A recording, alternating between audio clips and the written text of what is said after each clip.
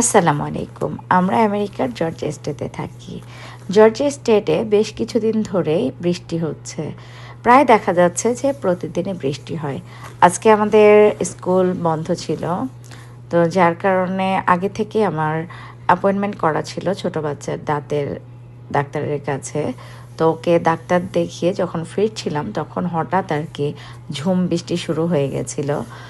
তো হঠাৎই আবার বৃষ্টিটা থেমেও গেছে। তো রাস্তা দিয়ে যখন যাচ্ছিলাম দুই পাশের দৃশ্যগুলো দেখতে অসাধারণ লাগছিল, সুবহানাল্লাহ। বৃষ্টির পর প্রকৃতি যেন নতুন রূপে সেজে ওঠে। আমার কাছে তা অনেক বেশি ভালো লাগে।